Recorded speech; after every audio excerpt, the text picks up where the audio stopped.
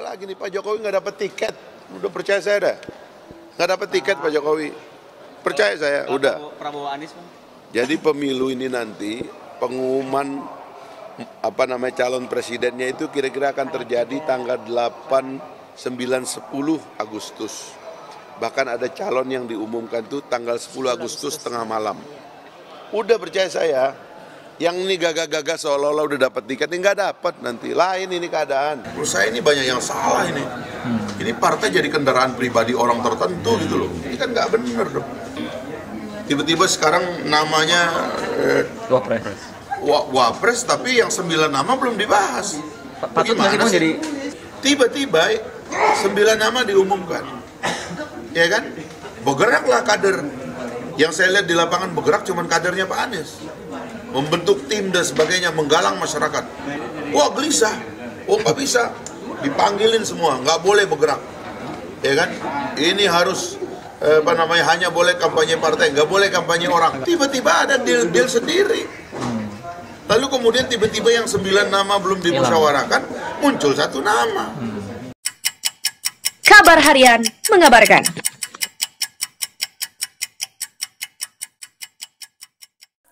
PDIP kebingungan, PDIP ragu-ragu di 2024. Elektabilitas Gubernur Jawa Tengah Ganjar Pranowo di sejumlah survei terus melejit. Bahkan Ganjar sanggup mengungguli Ketua Umum Partai Gerindra Prabowo Subianto dan gubernur lainnya. Direktur Eksekutif Pusat Politik dan Sosial Indonesia, Puspolindo, Dian Cahyani mengatakan, kenaikan elektabilitas Ganjar karena mesin dari PDIP mulai panas. Seluruh kader dan pengurus PDIP di berbagai daerah sudah ancang-ancang mencari pengganti Jokowi di Pilpres 2024. Figur yang menjadi alternatif dari internal adalah Ganjar Pranowo dan Tri Risma hari ini alias Risma. Selain mereka berdua, belum terlihat nama lainnya. Karena itu, jika kader PDI Perjuangan ditanya mengenai figur capres masa depan, pilihannya adalah Ganjar dan Risma. Hasil survei ini juga memperlihatkan jika kader PDIP kompak dalam mengusung figur di Pilpres mendatang.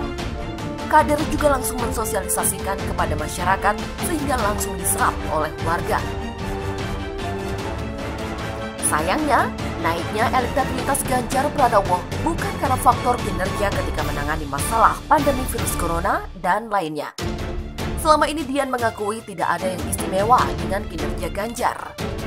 Bahkan kalau barometer kinerja, masih ada kepala daerah yang kinerjanya sedikit di atas Ganjar, misalnya Anies Baswedan lalu Ridwan Kamil.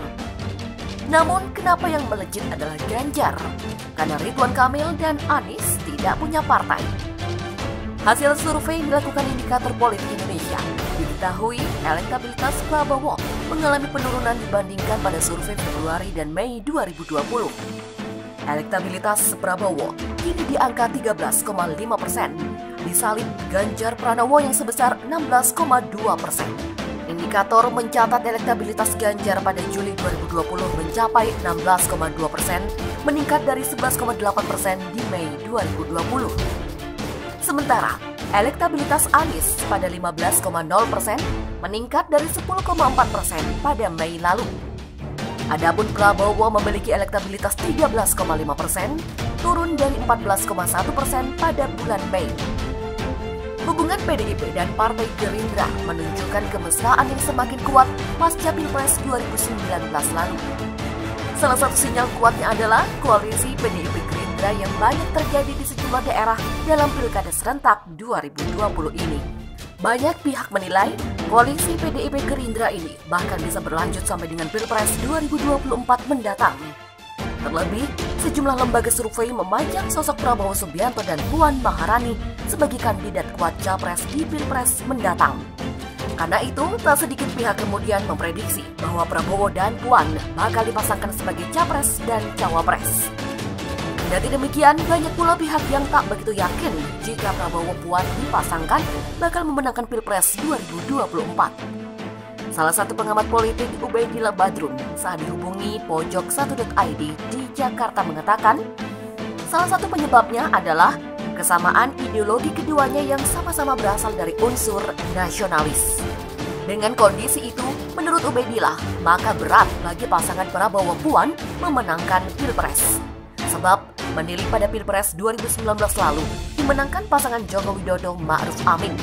Keduanya memiliki latar belakang ideologis berbeda, yakni nasionalis dan agamis. Karena tipe sosiologis dan ideologis yang bisa memenangkan Pilpres 2019. Pertanyaannya, mampukah koalisi ini menghadirkan pasangan capres dan cawapres yang seperti itu? Pada titik inilah PDIP sampai saat ini belum punya tokoh agamis yang mewakili PDIP. Menurutnya, jika PDIP masih ngotot mencalonkan Puan, maka sebaiknya partai berlambang kepala banteng hitam itu siap-siap kembali menelan pil pahit seperti Pilpres 2009 silam. Ia mengira PDIP perlu belajar dari kekalahan saat Megawati berpasangan dengan Prabowo Subianto melawan SBY Budiono pada 2009 lalu.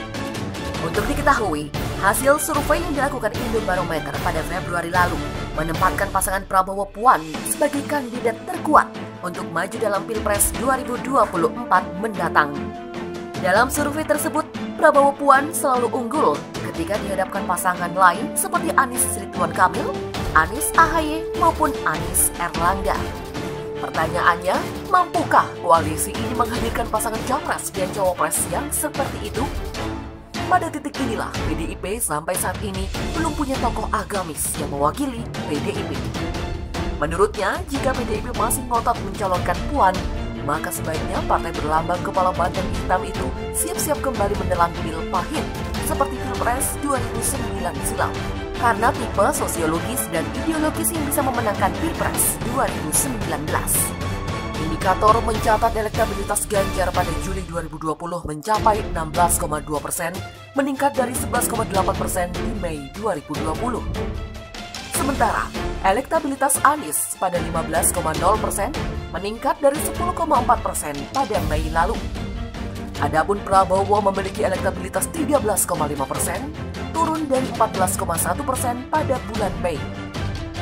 Hubungan PDIP dan Partai Gerindra menunjukkan kemesraan yang semakin kuat pasca Pilpres 2019 lalu. Salah satu sinyal kuatnya adalah koalisi PDIP Gerindra yang banyak terjadi di sejumlah daerah dalam Pilkada serentak 2020 ini. Bahkan kalau barometer kinerja, masih ada kepala daerah yang kinerjanya sedikit di atas Ganjar, misalnya Anies Baswedan lalu Ridwan Kamil. Namun kenapa yang melejit adalah Ganjar? Karena Ridwan Kamil dan Anies tidak punya partai. Hasil survei yang dilakukan Indikator Politik Indonesia diketahui elektabilitas Prabowo mengalami penurunan dibandingkan pada survei Februari dan Mei 2020. Elektabilitas Prabowo kini di angka 13,5%, disalip Ganjar Pranowo yang sebesar 16,2%. Pertanyaannya, mampukah koalisi ini menghadirkan pasangan capres dan cawapres yang seperti itu? Pada titik inilah PDIP sampai saat ini belum punya tokoh agamis yang mewakili PDIP. Menurutnya, jika PDIP masih ngotot mencalonkan Puan, maka sebaiknya partai berlambang kepala banteng hitam itu siap-siap kembali menelan pil pahit seperti Pilpres 2009 silam. PDIP kebingungan, PDIP ragu-ragu di 2024. Elektabilitas Gubernur Jawa Tengah Ganjar Pranowo di sejumlah survei terus melejit. Bahkan Ganjar sanggup mengungguli Ketua Umum Partai Gerindra Prabowo Subianto dan gubernur lainnya. Direktur Eksekutif Pusat Politik dan Sosial Indonesia Puspolindo Dian Cahyani mengatakan kenaikan elektabilitas Ganjar karena mesin dari PDIP mulai panas. Banyak pihak menilai koalisi PDIP Gerindra ini bahkan bisa berlanjut sampai dengan Pilpres 2024 mendatang. Terlebih, sejumlah lembaga survei memajang sosok Prabowo Subianto dan Puan Maharani sebagai kandidat kuat capres di Pilpres mendatang.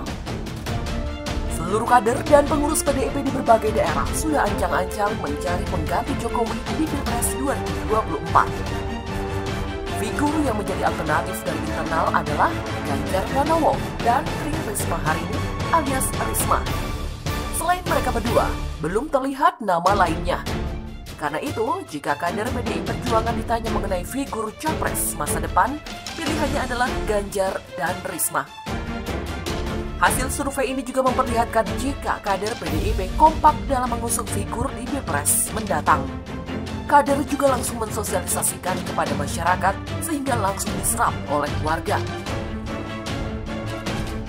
Sayangnya, naiknya elektabilitas Ganjar Pranowo bukan karena faktor kinerja ketika menangani masalah pandemi virus corona dan lainnya.